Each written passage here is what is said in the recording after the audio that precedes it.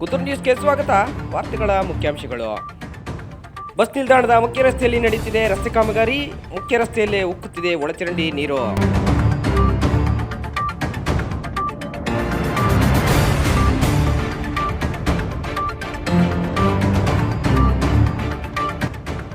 Kudur bus ನಿಲ್ದಾಣದಲ್ಲಿ ಅಡ್ಡಾದಿಡ್ಡಿ ವಾಹನಗಳನ್ನು ನಿಲ್ಲಿಸಿ ತೆರಳುತ್ತಿದ್ದ ದ್ವಿಚಕ್ರ ವಾಹನ ಸವಾರರಿಗೆ ಶುಕ್ರವಾರ ಬೆಳಂಬೆಳಗ್ಗೆ ಕುದೂರು ಪೊಲೀಸರಿಂದ ಶಾಕ್.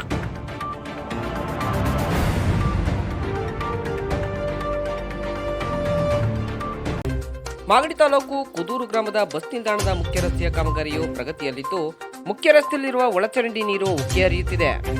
ಈ ಕುರಿತಾಗಿ ಉಕ್ಕಿ ಹರಿಯುತ್ತಿರುವ ಒಳಚರಂಡಿ ನೀರಿನ ಸಮಸ್ಯೆಯನ್ನ ಬಗೆಹರಿಸಿ ನಂತರ ರಸ್ತೆ ಕಾಮಗಾರಿಯನ್ನ ಮಾಡಬೇಕೆಂದು ಗ್ರಾಮಸ್ಥರು ಒತ್ತಾಯಿಸಿದ್ದಾರೆ.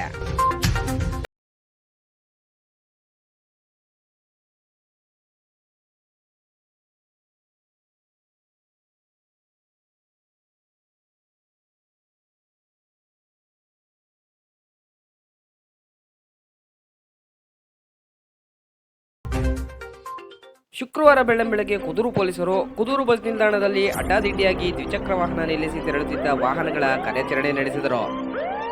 ಮುಖ್ಯವಾಗಿ ಎಸ್ಬಿಐ ಬ್ಯಾಂಕ್ ಮುಂಭಾಗದಲ್ಲಿ ವಾಹನ ನಿಲುಗಡೆಯನ್ನು ನಿಷೇಧಿಸಿ ಬ್ಯಾರಿಕೇಡ್ಗಳನ್ನು ಕುದೂರು ಪೊಲೀಸರು ಅಳವಡಿಸಿ ಎಚ್ಚರಿಕೆಯನ್ನು ನೀಡಿದರು.